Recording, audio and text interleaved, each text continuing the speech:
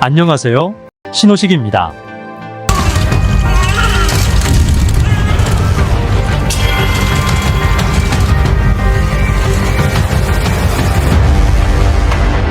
우리나라 출산율은 우크라이나보다 훨씬 낮습니다. 지난해 4사분기 0.65명으로 5년 연속 1명도 안 되는 세계 최저 출산율을 기록했습니다.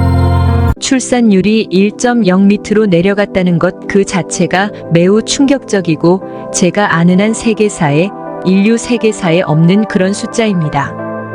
더군다나 계속 떨어진다는 것이죠. 변곡점이 보이지 않는 숫자이기 때문에 더욱더 충격적입니다. 여성 1명이 평생 낳을 것으로 예상되는 자녀의 수를 합계 출산율이라고 합니다. 요즘 자주 들어보셨죠? 이 합계 출산율이 2.1명 밑으로 떨어지면 저출산이라고 하는데요. 우리나라는 이미 1983년에 합계 출산율 2.06명으로 저출산 국가가 됐습니다. 저출산이 시작된 지 40년이나 된 겁니다. 그런데 왜 우리 사회는 여전히 속수무책으로 대책을 찾지 못하는 걸까요? 저출산 고령사회위원회. 여기는 대통령이 위원장을 맡은 직속 기구라 하는군요. 저출산 예산에 관련하여 알아보았습니다. 1년 예산 46조 6,846억. 2006년부터 2022년까지 17년간 319조 4,114억. 엄청나군요. 세부적으로 들어가 보겠습니다. 예산이 수반된 저출산 과제는 모두 127개. 이 가운데 규모가 1조 원이 넘는 과제는 12개였다.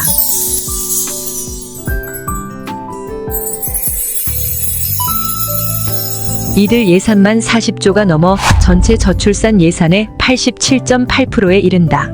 저출산 예산의 뼈대라고도 할 수 있다. 이 가운데 가장 피부에 와닿는 예산은 바로 아이돌봄과 관련된 예산. 모두 15조 7천억 원에 이른다. 아이를 낳으면 정부로부터 받을 수 있는 혜택에 대하여 알아보겠습니다. 우리 아이와 우리 가족의 첫 만남을 축하하는 의미로 아이가 출생하면 현금처럼 사용할 수 있는 첫 만남 이용권 200만 원 바우처를 받을 수 있어요. 아이가 첫째일 경우에는 200만 원, 둘째 이상일 경우는 300만 원까지 받을 수 있답니다. 아이가 태어나서부터 1세가 될 때까지 0에서 23개월 부모급여를 받을 수 있어요. 부모급여는 올해 2024년부터 크게 올라서 0에서 11개월까지는 매월 100만 원, 12에서 23개월에는 매월 50만 원씩 부모급여를 받을 수 있습니다. 0에서 1세까지 받는 부모급여는 모두 1,800만 원이 됩니다.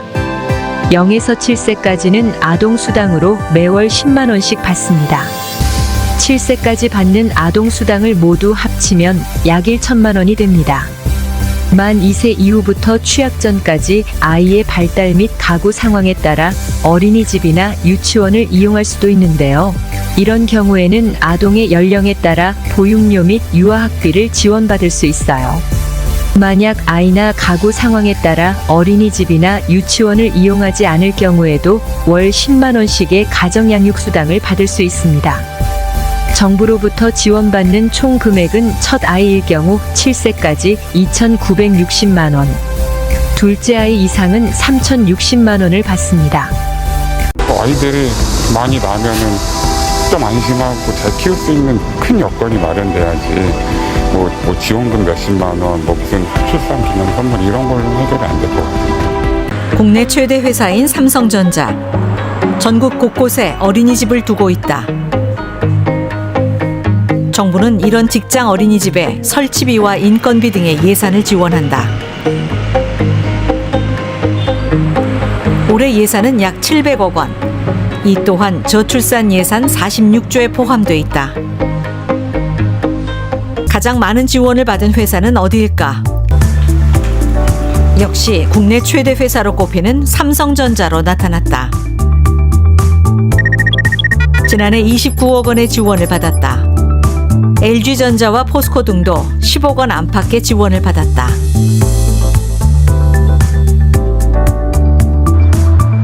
방송사 가운데는 KBS와 MBC, EBS 등이 각각 2억여 원에서 1억 원 안팎의 지원금을 받았다. 어린이와 청소년을 대상으로 직업체험과 탐색의 기회를 주기 위해 설립된 국립종합직업체험관이다. 지난해 말에는 숙련기술체험관도 들어섰다. 전통기술을 시연해 볼 수도 있고 스마트형 공장을 체험해 볼 수 있다. 이곳 숙련기술체험관 역시 미래 역량 개발을 위한 학습활동 기반 조성이라는 명분 아래 저출산 예산에 포함돼 있다.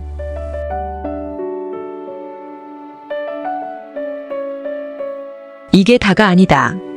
관광 활성화 기반 구축, 에코 스타트업 지원, 게임 산업 육성, 지역 문화 전문 인력 양성, 배치 등 온갖 사업이 저출산 예산에 포함돼 있다. 기막힌 얘기로 위원회가 밝힌 저출산 예산에는 이런 곳도 있었다. 해마다 국제 애니메이션 페스티벌이 열리는 경기도 부천. 이곳에 웹툰 융합센터가 건립되고 있다. 청년 예술인 주택 포함 총 예산 590억 원이 투입됐다.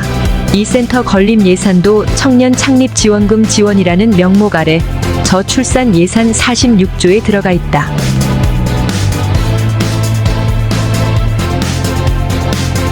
부천시에서 이 사업을 맡고 있는 곳은 문화산업전략과 이 웹툰 융합센터가 저출산 예산으로 분류돼 있다는 사실은 알고 계셨습니까? 글쎄요, 저는 그 당시에 이제 처음에 이 기획할 당시에는 어떻게 됐는지는 좀 모르겠고요. 뒤에 이제 후에 와서 이제 업무를 하기 시작했으니까, 저는 잘 그걸 모르고 있었습니다. 제 개인적으로. 전년도 약 22만 명 아기가 태어났다. 출산 한 가정당 약 2억 원씩 나눠줘야 할 돈을 127개 부처로 나눠주어 연구비다 무슨 쓸데없는 출산학원 직접적으로 상관없는 곳에 흥청망청 나눠 쓰고 정작 출산 가정에는 7년간 나누어 2,960만 원. 쥐꼬리만큼 논아주었다. 이걸 보면서 나라에 돈이 없는 게 아니라 도둑놈이 많은 것이다. 국가혁명당 허경영 총재의 말이다. 정말 맞는 말이다. 나는 개인적으로 이분을 정말 존경한다. 말만 꺼내면 지가 준대?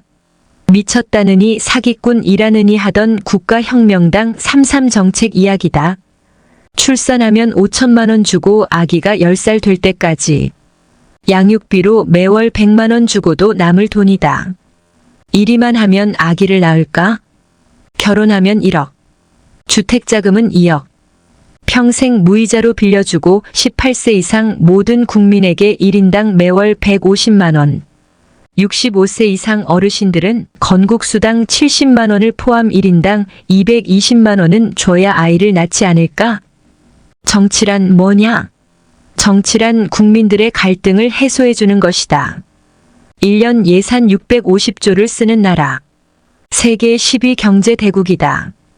직장 생활이 먹고 살기 위한 필수 생활수단이 되어서는 안 되며 삶의 질을 높이고 가족과 함께 행복을 추구하기 위한 일상이 되어야 한다고 생각한다.